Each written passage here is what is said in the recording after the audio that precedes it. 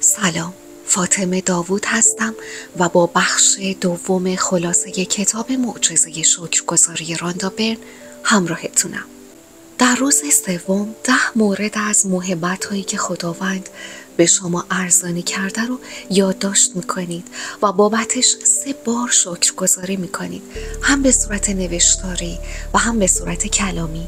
تمرین اختصاصی روز سوم هم از این قراره که باید عکس 3 نفر از کسانی که به شما خیلی نزدیک هستند، مثل همسرتون، فرزندتون، مادر، پدر، خواهر، برادر یا دوست خیلی صمیمیتون رو آماده بکنید. میتونه یک عکس 1 نفره باشه یا یک عکس 2 نفره در کنار شما. توی دفترتون کنار اسم اونها 5 تا از ویژگی‌های مثبتشون رو یادداشت بکنید.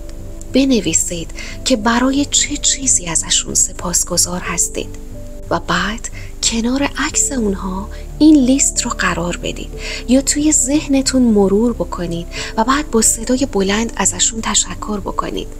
در طول روز هر بار که به عکسشون نگاه میکنید جملات قدردانی رو به زبون بیارید. دست کم 3 بار در طول روز این کار رو انجام بدید و قدردانی کنید. مثلا ممنونم مامان، ممنونم بابا. و بعد هم موقع خواب میرین روی تمرین روز دوم، یعنی بهترین اتفاقی که اون روز براتون افتاده رو روش تمرکز میکنید و شکرگزاری میکنید. در ضمن یادتون نره تمرین فردا رو باید از قبل خونده باشید. تمرین روز 4. تمرین روز 4 در رابطه با سلامتیه، یعنی بزرگترین نعمتی که هر کدوم از ما داریم ولی قدرش رو نمیدونیم و فقط زمانی بهش آگاه میشیم که یه بیماری میاد سراغمون، حتی یه بیماری کم خطر مثل سرماخوردگی. تازه اون زمانه که متوجه میشیم هیچ چیز به اندازه سلامتی برای ما ارزش نداره. راندا برن میگه با تمرین روزانه شکرگزاری به خاطر نعمت سلامتی خودتون متوجه میشین که چقدر انرژیتون زیاد میشه، پوستتون خوب میشه، نیروی دیدتون افزایش پیدا میکنه، گوشهاتون قدرت شنواییش بیشتر میشه و در کل عملکرد بدنتون چقدر بهتر میشه. و همینطور میگه یکی از دلایل از دست دادن سلامتی به جا نیاوردن شکر این موهبت بزرگه.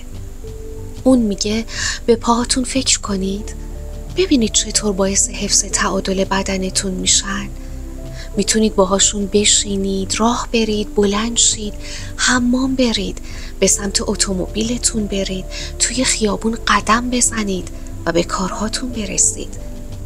پس اینجا باید با بیان عبارت از پاهام سپاسگزارم قدردانی خودتون رو نسبت به این نعمت بزرگ نشون بدید و یکی برید سراغ بقیه اعضای بدنتون و بعد هم حواستون، مثل حس چشایی، بویایی، لامسه. مثلا در مورد حس چشایی یه سرماخوردگی باعث میشه ما دیگه طعم و مزه غذا رو احساس نکنیم و تازه اینجاست که ارزش این نعمت رو متوجه میشیم. لیست قدردانی که نوشتید رو بذاریدش جایی که در معرض دیدتون باشه یا همراه خودتون داشته باشیدش، چون قراره 4 بار از روش تو ساعتهای مختلف خونده بشه. این سپاسگزاری به همراه رعایت نکات بهداشتی و پزشکی شما رو به اوج سلامتی میرسونه. پس تمرین روز 4 مراحلش به این صورته که اول صبح که بیدار میشید 10 مورد از محبت‌هایی که به شما داده شده به همراه دلایلش رو مینویسید و در انتها 3 بار شکرگزاری میکنید. این محبت‌ها میتونه شامل همین موارد شکرگزاری به خاطر سلامتی هم باشه. توی دومین مرحله روی یه تیکه کاغذ می نویسید به خاطر نعمت سلامتیم هست که زنده هستم. و عبارات سپاسگزاری از بدنتون، یعنی از گوشهام سپاسگزارم، از چشمهام سپاسگزارم، از مغزم ممنونم و موارد دیگه‌ای که می‌نویسید رو جایی میذارید که در معرض دیدتون باشه و یا همراهتون باشه که دست کم 4 بار در روز وقتی اون کاغذ رو میبینید عمیقاً شکرگزاری کنید و بعد هم قبل از خواب به بهترین اتفاقی که اون روز براتون افتاده فکر کنید و شکرگزاری کنید و بخوابید. و باز یادتون نره که تمرین فردا رو حتما از قبل مرور کنید تا براش آماده باشید. روز 5، تمرین ثروت. راندا برن با این تیتر روز 5 رو شروع میکنه که شکرگزاری ثروت و ناشکری فقره.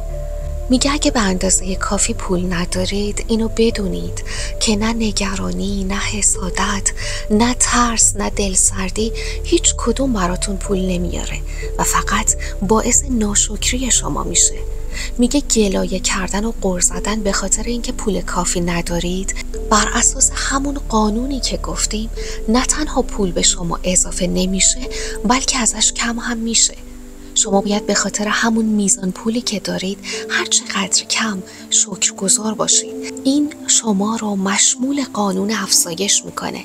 ممکنه در ابتدا حس بدی داشته باشید یا به نظرتون منطقی نیاد، اما به مرور متوجه تأثیر شگفت‌انگیزش میشید. برای پولدار شدن باید 2 گام بلند بردارید، یعنی 2 تمرین هست که باید انجامش بدید. اولیش اینه که باید به دوران کودکیتون فکر کنید. اون روزایی که شما خودتون پولی نداشتید و هر چیزی که براتون خریداری میشد یه نفر دیگه پولش رو پرداخت میکرد. بهش فکر کنید و شکرگزار باشید. اینکه یه خونه داشتید که توش زندگی میکردید، غذا برای خوردن داشتید، دوران آموزش و تحصیل رو پشت سر گذاشتید، کتاب‌های مورد نیازتون تهیه میشد، اسباب بازی، دوچرخه یا حیوان خونگی داشتید، لباس برای پوشیدن داشتید. اگه مریض میشدید شما رو دکتر میبردن و امکان تهیه دارو داشتید، لوازم بهداشتی مثل مسواک، خمیردندون، صابون و شامپو داشتید، امکان تماشای تلویزیون داشتید. چیزایی از این دست رو بهشون فکر کنید و سپاسگزار باشید. اینها امکانات پرارزش و گرانبهایی هستند. در ادامه میریم سراغ تمرین دوم. یه اسکناس بردارید و روش بنویسید خدایا به خاطر تمام پولایی که تو همه دوران زندگیم به من دادی ازت شکرگزاری میکنم، ازت ممنونم. اونو توی جیب یا کیف پولتون بذارید و هر بار که فرصت پیدا کردید صبح، ظهر، بعد از ظهر جملات روی اون رو بخونید و به خاطر تمام پولایی که توی اون روز هم نصیبتون شده شکرگزار باشید. و اگر توی شرایطی قرار گرفتید که نیاز به پول داشتید اما نصیبتون نشده غر نزنید. از خودتون بپرسید آیا حاضری تاوان این غر زدن که مساوی با ناشکری رو بپردازید؟ چون این ناشکری کافیه تا دیگه پولهایی که میخواید وارد زندگیتون نشه. با خودتون عهد کنید هرگاه پول به دستتون رسید، چه دستمزدتون باشه یا استفاده کردن از یک تخفیف باشه یا کسی چیزی رو رایگان به شما داده باشه که باید براش پول میپرداختید، شکرگزاری کنید. البته اگه میخواید پول بیشتری وارد زندگیتون بشه. پس رسیدیم به اون جایی که اون اسکناس رو هر بار که میبینیم شکرگزاری کنیم و همینطور به خاطر تمام پولایی که تا اون لحظه نصیبمون شده و کارایی که باهاش پیش بردیم شکرگزاری بکنیم و در انتها قبل از خواب اسکناس رو دستمون بگیریم و به بهترین اتفاقی که اون روز برامون افتاده فکر کنیم و بخوابیم. خب دوستان، ما تو این 20 دقیقه‌ای که گذشت 64 صفحه از کتاب معجزه شکرگزاری رو با هم دیگه به صورت خلاصه خوندیم. با من برای خوندن خلاصه مابقی کتاب تو بخش بعدی همراه باشید. اگر راضی بودید با لایک و کامنت حمایت هم کنید تا با انگیزه بیشتری ادامه بدم و اگه پیشنهادی دارید خوشحال میشم بدونم و برام بنویسید.